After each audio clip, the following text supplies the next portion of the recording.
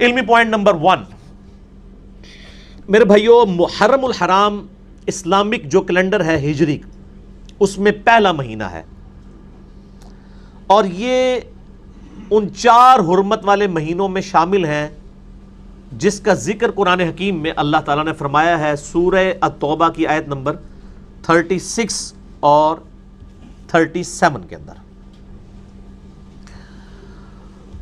محرم کہتے ہیں حرمت والی چیز کو، یعنی یہ ایسا مہینہ ہے، اور باقی 3 مہینے جن کا ذکر آگے آئے گا، ان میں حرام کام کرنا خصوصیت کے ساتھ منع ہے، اور بعض حلال کام بھی حرام ہو جاتے ہیں۔ مثلا قتال آپ نہیں کر سکتے، ان مہینوں میں کافروں سے بھی آپ جنگ نہیں کر سکتے، اسی لیے اسے محرم کا مہینہ کہا جاتا ہے، عزت والا۔ اور کتنی تلخ حقیقت ہے کہ اس محرم کے مہینے میں جس میں کافروں سے لڑائی کرنا منع ہے، اس امت نے نبی صلی اللہ علیہ وآلہ وسلم کے پورے گھرانے کو آپ صلی اللہ علیہ وآلہ وسلم کی وفات کے 50 سال کے بعد ذبح کیا ہے محرم کے مہینے میں، جہاں پہ کافروں کو نہیں آپ قتال کر سکتے، مسلمانوں نے آل رسول کو قتل کیا علیہم السلام۔ اعوذ باللہ من الشیطان الرجیم، بسم اللہ الرحمن الرحیم، سورہ التوبہ آیت نمبر 36۔ ان عدت الشہور عند اللہ 12 شہرا فی کتاب اللہ، بے شک اللہ کے ہاں مہینوں کی گنتی ہے 12 اللہ کی کتاب لوح محفوظ میں، یوم خلق السماوات والارض، اس دن سے جس دن سے اللہ نے آسمانوں اور زمین کو پیدا کیا ہے، 12 مہینے ہیں سال کے، منہا اربعۃ حرم، ان میں سے 4 مہینے ہیں حرمت والے، قرآن میں ان کا ذکر نہیں، وہ احادیث میں آیا ہے۔ ذالک الدین القیم، یہ ہے سیدھا دین، فلا تظلموا فیہن انفسکم، پس ان حرمت والے مہینوں میں اپنے آپ پر ظلم نہ کرو، گناہوں سے بچو۔ وقاتلوا المشرکین کافہ، اور مشرکین سے قتال کرو پورا پورا، کما یقاتلونکم کافہ، جیسا کہ وہ تم سے قتال کرتے ہیں۔ وَاعْلَمُوا أَنَّ اللَّهَ مَعَ الْمُتَّقِينَ، لیکن یہ بھی جان لو کہ اللہ تعالیٰ پرہیزگاروں کے ساتھ ہے۔ یعنی کافر اگر محرم میں تم پر جنگ تھوپ دیں پھر تم جنگ لڑ سکتے ہو، ادروائز تم یعنی انیشیٹو نہیں جنگ کا لے سکتے۔ اگلی آیت میں آتا ہے انما النسیء زیادۃ فی الکفر یضل بہ الذین کفروا، ان مہینوں کے معاملے میں زیادتی کرنا کفر ہے، اور یہ اس سے وہ لوگ گمراہ ہوئے ہیں جو کہ کفر اختیار کرنے والے ہیں۔ یحلونہ عاما ویحرمونہ عاما، ایک سال تو وہ حرمت والے مہینوں کو حلال ٹھہرا لیتے ہیں اور اگلے سال اسی کو حرام ٹھہرا لیتے ہیں۔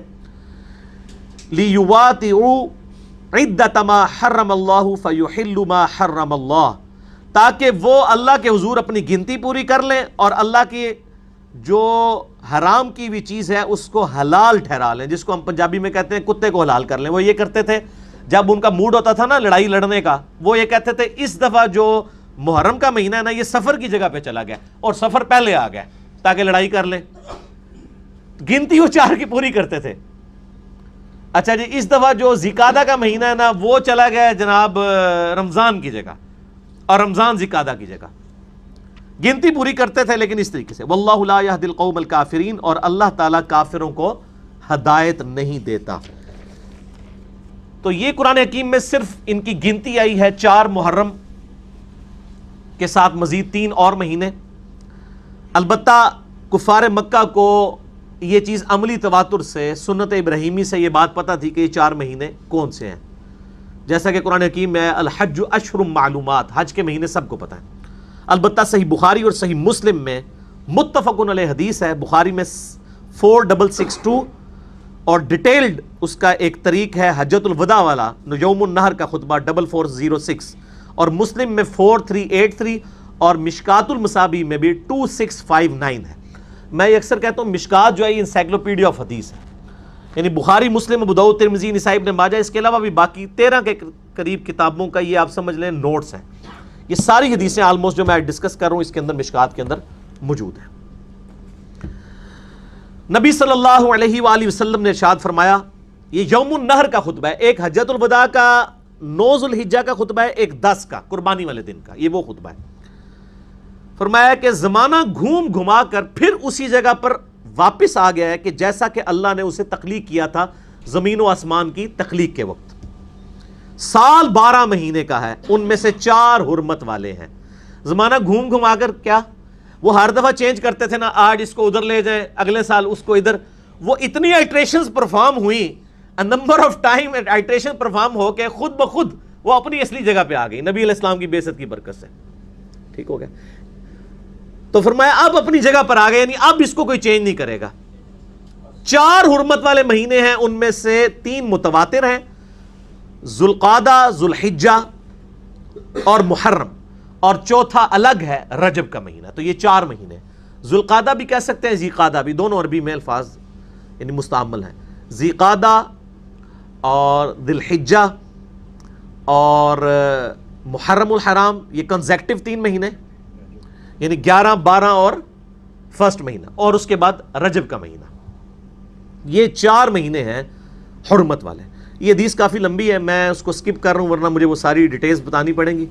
میں اسی کو چھوڑتا ہوں. مسئلہ 66A کے اندر میں نے اس پوری حدیث کو بیان بھی کیا ہے. عثمان بھائی یہ AC چلا دیں. محرم الحرام کے حوالے سے میرے بھائیو ایک اور حدیث ہے صحیح مسلم میں انٹرنیشنل نمبر کے مطابق 2755، مشکات میں ہے 2039. ابن عباس رضی اللہ تعالی عنہما کا بیان ہے کہ نبی صلی اللہ علیہ وآلہ وسلم نے فرمایا رمضان المبارک کے بعد سب سے بہترین روزہ اللہ کے مہینے محرم کا روزہ ہے. یعنی محرم کا مہینہ کس کا مہینہ ہے؟ اللہ کا. اور رمضان کے بعد سب سے افضل روزہ اس کا ہے. اور پھر ابن عباس کا ساتھ ہی کہنا ہے کہ نبی علیہ السلام نے یہ بھی فرمایا فرض نماز کے بعد سب سے افضل نماز رات کی یعنی تہجد کی نماز ہے. جس طرح تہجد نفلی نمازوں میں سب سے افضل ہے، اسی طریقے سے نفلی روزوں میں سب سے افضل روزے محرم اللہ کے مہینے کے روزے ہیں. ویسے تو سارے مہینے ہی اللہ کے ہیں، جس طرح مسجد اللہ کا گھر ہے لیکن بیت اللہ خاص اللہ کا گھر ہے، خانہ کعبہ. اسی طریقے سے سارے مہینے اللہ کے ہیں لیکن محرم الحرام اسپیسیفکلی اللہ تعالیٰ نے اس کو اپنے ساتھ فضیلت دی ہے. اور تاریخ گواہ ہے کہ اللہ تعالیٰ کی قدرت کے بڑے بڑے فیصلے جو ہیں وہ محرم الحرام میں ہوئے ہیں. خصوصاً 10 محرم عاشورہ کا دن اسلام سے پہلے بھی قریش مکہ میں بھی سیلیبریٹ ہوتا تھا، بخاری مسلم میں حدیث موجود ہے، اور یہود و نصارہ کے اندر بھی. اور آپ اگر اسلامی تاریخ پڑھیں تو آپ کو ڈیٹیل سے یہ چیز ملے گی کہ بخاری مسلم میں تو صرف اتنا آیا نا کہ 10 محرم کے دن فرعون کو ڈبویا گیا اور موسیٰ علیہ السلام کو نجات ملی. اس کے علاوہ بھی کئی بڑے بڑے واقعات عاشورہ 10 محرم کے دن ہوئے. حضرت آدم علیہ السلام کی توبہ قبول ہوئی 10 محرم کے دن. سیدنا یونس علیہ السلام کو اللہ تعالیٰ نے مچھلی کے پیٹ سے نجات دی 10 محرم کے دن. نوح علیہ السلام کی کشتی جو ہے جودی پہاڑ پہ اٹکی 10 محرم کے دن. ابراہیم علیہ السلام کو آتش نمرود سے نجات ملی 10 محرم کے دن. اور موسیٰ علیہ السلام کے تو واقعے کا ذکر بخاری مسلم میں ہے. اور پھر ہماری امت کے لیے بھی ظاہر ہے کہ یہ ایک اس حوالے سے تکلیف دہ ایک یادگار دن بن گیا سیدنا حسین ابن علی کی مظلومانہ شہادت کی وجہ سے 10 محرم 61 ہجری. اللہ تبارک و تعالیٰ نے یعنی اس کو ایام اللہ میں سے ایک یوم ڈکلیئر کیا ہے عاشورہ کے دن کو. قرآن حکیم میں سورہ ابراہیم کی آیت نمبر 5 ہے کہ موسیٰ علیہ السلام کو اللہ تعالیٰ فرماتا ہے کہ وَذَكِّرْهُمْ بِأَيَّامِ اللَّهِ، اپنے ماننے والوں کو نصیحت کیجئے اللہ کے فیصلے کے بڑے بڑے دنوں کے ساتھ. یعنی اللہ تعالیٰ کے فیصلے کے دن کون سے دن ہوتے تھے؟ جن دنوں میں اللہ تعالیٰ نبیوں کو نجات دیتا تھا، ان کے مخالفین کو تباہ و برباد کرتا تھا. پھر بعد میں موسیٰ علیہ السلام کے لیے بھی وہ ایام اللہ میں سے ایک یوم بن گیا. یعنی قوم سمود نے اونٹنی کو جو قتل کیا تھا اور ان پر عذاب آیا تھا وہ بھی عاشورہ کا دن تھا، وہ بھی اللہ کے دنوں میں سے ایک دن تھا. تو یہ بائی چانس یہ سب کے سب. اور اسی طریقے سے روایتوں میں ایسا بھی ملتا ہے، مجھے کوئی حدیث سپورٹ میں نہیں ملی، کہ قیامت کا دن بھی جو ہے وہ 10 محرم کو قائم ہوگا. میرے بھائیو، محرم الحرام کی اسی اہمیت کے پیش نظر اجماع امت ہے اس بات پر کہ دوسرے خلیفہ راشد سیدنا امیر المؤمنین عمر ابن خطاب رضی اللہ تعالیٰ عنہ وعلیہ السلام نے اپنے دور خلافت کے اندر مشورہ کیا. سیدنا مولا علی رضی اللہ تعالیٰ عنہ علیہ السلام نے یہ مشورہ دیا کہ اسلامک کیلنڈر جو ہے یہ ہجرت کے ساتھ سٹارٹ کیا جائے. یعنی نبی علیہ السلام جب مکے سے مدینہ ہجرت کر کے آئے تھے، کیونکہ وہیں سے آپ کی ٹیک آف پوزیشن ہوئی تھی دعوت کے حوالے سے، اور اگلے 17 سال کے اندر 3 براعظموں میں مسلمانوں کی حکومت پہنچ چکی تھی، رومن پرشین امپائر گر گئی تھی. اور سیدنا عثمان غنی رضی اللہ تعالیٰ عنہ نے یہ مشورہ دیا کہ پہلا مہینہ جو ہے وہ محرم کا رکھا جائے، جو اللہ کا مہینہ ہے، حرمت والا مہینہ ہے. اگرچہ نبی صلی اللہ علیہ وآلہ وسلم نے ہجرت ربیع الاول کے مہینے میں کی ہے، لیکن اس کو پہلا مہینہ شمار نہیں کیا گیا. ہجرت والے سال کو تو پہلا سال لیا گیا، لیکن ربیع الاول کو پہلا مہینہ شمار نہیں کیا گیا. اللہ کی نسبت کی وجہ سے حرمت والا مہینہ محرم الحرام کو پہلا مہینہ اسلامی کیلنڈر کا قرار دیا گیا. اور یہ حضرت عمر کی ایک بہت بڑی ایک سمجھ لے خدمت تھی، اور سیدنا علی اور عثمان کے جو مشورے تھے کہ پھر پوری جو امت ہے وہ انہی تاریخوں کے اوپر کھڑی ہے.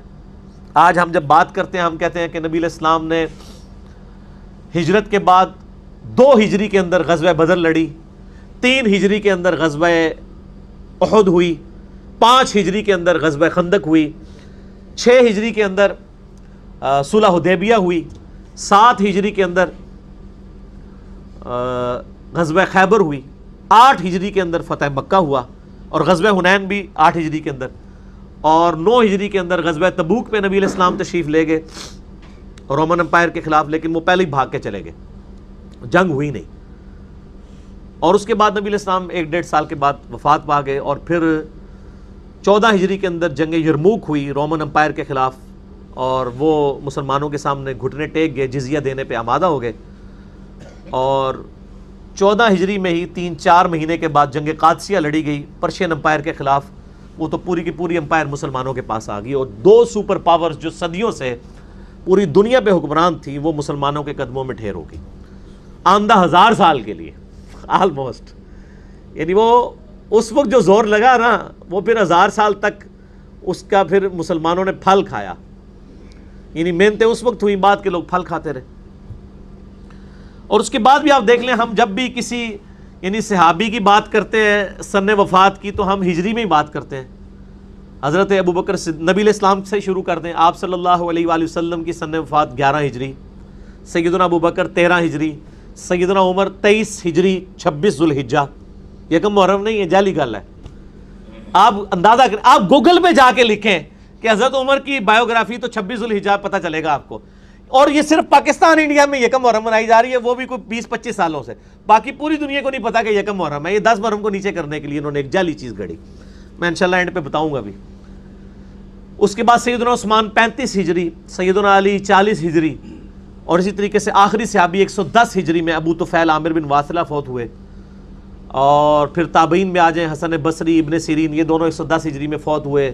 امام زہری 124 ہجری میں، امام جعفر علیہ السلام 148 ہجری میں، امام حنیفہ 150 ہجری میں، امام مالک 179 ہجری میں، امام شافعی 204 ہجری میں. اس کے بعد احمد بن حنبل 241 ہجری میں، امام بخاری 256 ہجری میں، اور اس کے بعد امام مسلم 261 ہجری میں. یہ کنٹینیوس آپ سب کچھ ہجریوں میں ہی گنا جا رہا ہوتا ہے. ٹھیک ہو گیا. اور آج الحمدللہ 5 محرم الحرام 1440 ہجری ہے. یعنی نبی صلی اللہ علیہ وآلہ وسلم کو دنیا سے گئے ہوئے آلموسٹ 1430 سال گزر چکے ہیں. یعنی وہ آپ 11 ہجری تک وہ بھی شامل کر لیں، 10 سال ہی بنتے ہیں، 11 ہجری کے تو 1-2 مہینے تھے.